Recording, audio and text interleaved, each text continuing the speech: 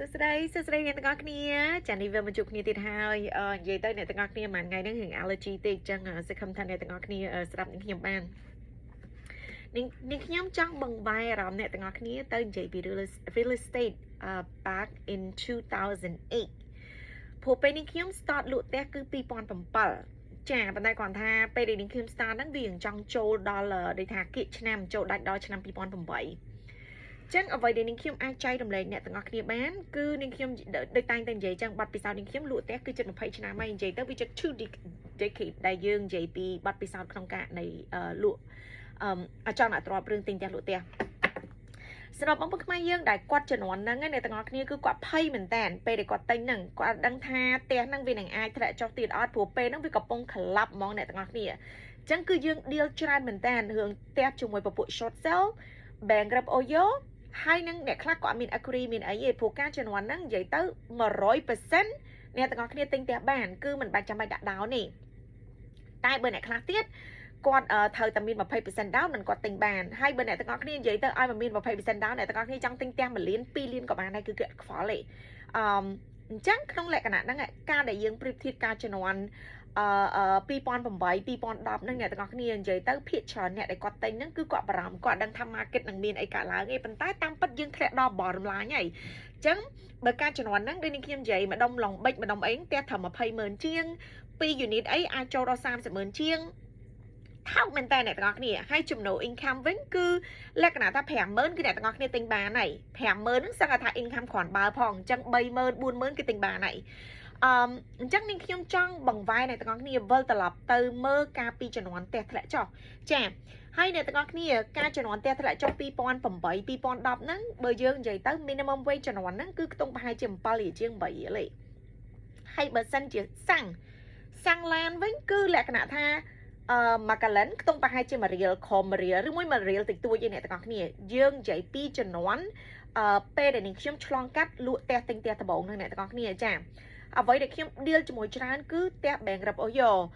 ជួនកាលផ្ទះខ្លះត្រូវការជួសជុលវាយព្រោះដូចថាម្ចាស់ផ្ទះគាត់នៅពីមុនគាត់បានខឹងឬមកគាត់ជួលឲ្យគេអញ្ចឹងទៅ bankrupt oyo ទៅឬមកគាត់ធ្វើ short sale គឺម្ចាស់ផ្ទះដែលគាត់មានសមត្ថភាពបង់គឺគាត់បកគលផ្ទះហ្នឹងទៅឲ្យ bank វិញតែគាត់ដាក់លក់ដើម្បីទិញជាមួយអ្នកថ្មីចាចឹងនេះខ្ញុំចង់និយាយថាជំនាន់ហ្នឹងគឺយើងអត់ដឹងថាមកជំនាន់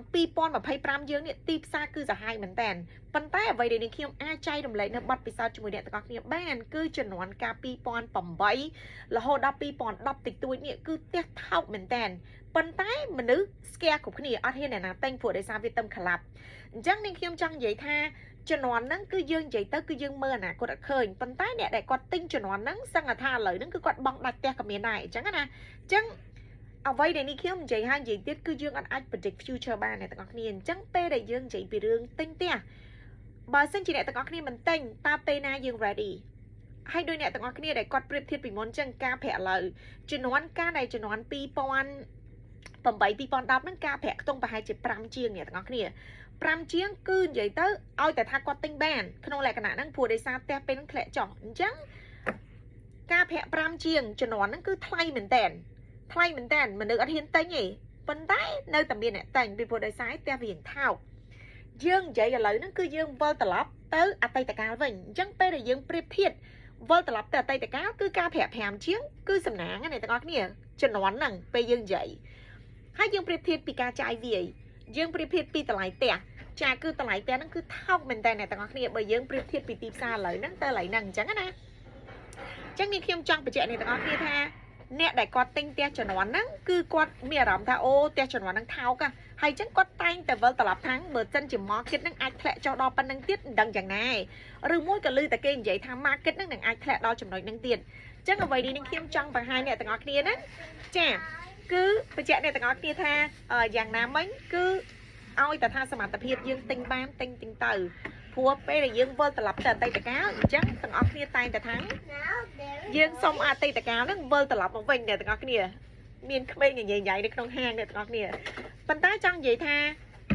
ករណីការលក់ទិញបើយើងមិនទិញក៏មានគេទិញដែរបើយើងមិនលក់ក៏មានគេលក់ដែរអញ្ចឹងចង់និយាយថាទីផ្សារគឺវានៅតែមានអញ្ចឹងគ្រាន់តែថាអ្នកហ៊ានទិញឬមួយអ្នកមិនហ៊ានទិញ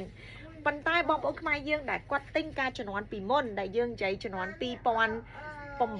2010 ចាអ្នកទាំងអស់គ្នាចាចឹងទីផ្សារគឺវាប្រែប្រួលមែនតើឥឡូវហ្នឹងចឹងពេលដែលយើងប្រៀបធៀបគឺនិយាយទៅយើងចូលចិត្ត10ឆ្នាំហើយបើយើងនិយាយមកចង់និយាយថាចូលចិត្ត20ឆ្នាំហើយប៉ុន្តែអ្វីដែលនាងខ្ញុំចែករំលែកអ្នកទាំងអស់គ្នាបានយោងទៅតាមបទពិសោធន៍នាងខ្ញុំអញ្ចឹងនាងខ្ញុំតែងតែបើសិនជាយើងទិញបានទិញទៅកុំស្រែកត្អូញរឿងការប្រាក់គេឲ្យលុយយើងខ្ចីក៏គេបារម្ភថាទីផ្សារនឹងមានករណីកើតឡើងនៅឆ្នាំ2010នឹងដែរតែហេតុអីគេហ៊ានឲ្យយើងខ្ចីធានាគេទាំងដុលដែលគេមានលុយឲ្យយើងហេតុអីគេហ៊ានឲ្យយើងខ្ចីយោងទៅតាមករណីជាក់ស្ដែងចឹងមិន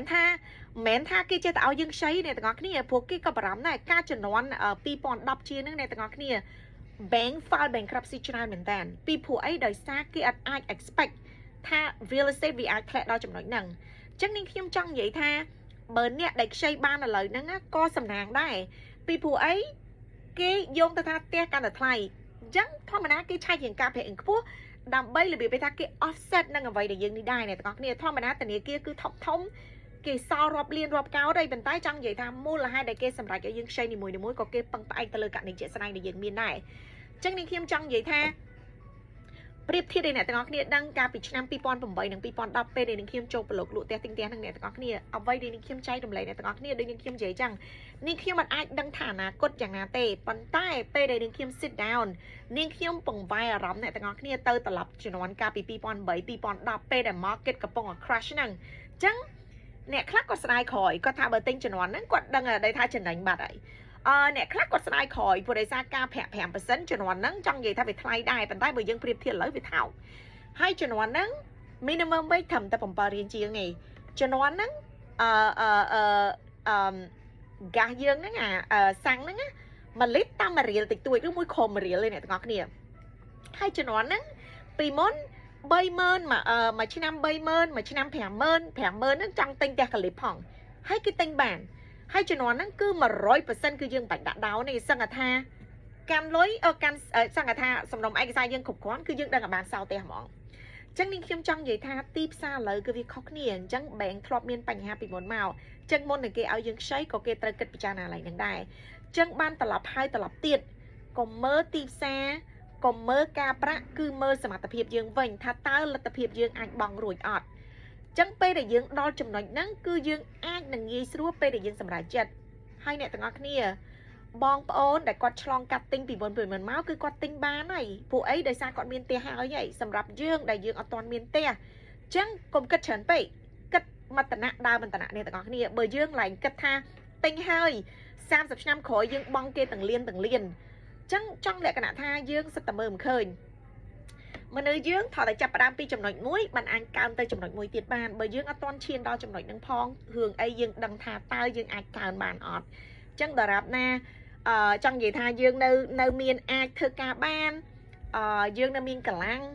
ពួកអីបើអ្នកទាំងអស់គ្នាប្រៀបធៀបកត្តាទាំងប្រមាណដែលនេះខ្ញុំនិយាយអ្នកទាំងអស់គ្នាគឺអ្នកខ្លះគឺគាត់ខ្លាចហ្មងអ្នកទាំងអស់គ្នាគាត់ហ៊ានទិញទេប៉ុន្តែចង់និយាយថាវាជជុងទៅលើថាតើយើងចង់បានផ្ទះឬមួយក៏យើងអត់ចង់ឬមួយក៏យើងគិតថាពេលណាសិតតែយើងមើលឃើញទាំងអស់អ្នកទាំងអស់គ្នាអញ្ចឹងណាចាអញ្ចឹងសម្រាប់ថ្ងៃនេះគឺនាងខ្ញុំអាចចែករំលែកអ្នកទាំងអស់គ្នាបានគឺយើងនិយាយកាលពីជំនាន់2008 2010ឬមួយ10តិចតួចពេលដែលនាងខ្ញុំ start លក់ផ្ទះទិញផ្ទះហ្នឹងដែលនាងខ្ញុំ deal ជាមួយនឹង bank rep oyo deal ជាមួយនឹងពពួក short sell deal ជាមួយនឹង first time buyer ចាគឺមានការលំបាកដែលពេលហ្នឹងនាងខ្ញុំតែមិនចាប់ផ្ដើមចូលដែរប៉ុន្តែដែលនាងខ្ញុំវិលត្រឡប់បកទៅខាងក្រោយវិញចាគឺបាត់ពិសោធន៍នាងខ្ញុំគឺនាងខ្ញុំរៀនបានច្រើនមែនតើអញ្ចឹងចង់ចែករំលែកឲ្យបងប្អូនទាំងអស់គ្នាអញ្ចឹងវិលត្រឡប់វិញបើមានសមត្ថភាពទិញទៅអ្នកទាំងអស់គ្នាចាអរគុណច្រើនអ្នកទាំងអស់គ្នាសម្រាប់វីដេអូថ្ងៃនេះកុំភ្លេចជួយ click like click share សម្រាប់បងប្អូនខ្មែរយើងដែលគាត់អាចស្ដាប់ព័ត៌មាននេះទៅអាចជាករណីមួយដែលថាជួយចែករំលែករបស់គាត់បើសិនជាគាត់មានចម្ងល់ចាអញ្ចឹងអរគុណច្រើនអ្នកទាំងអស់គ្នាជម្រាបជួបគ្នាទៀតណាសុខសប្បាយបាយបាយ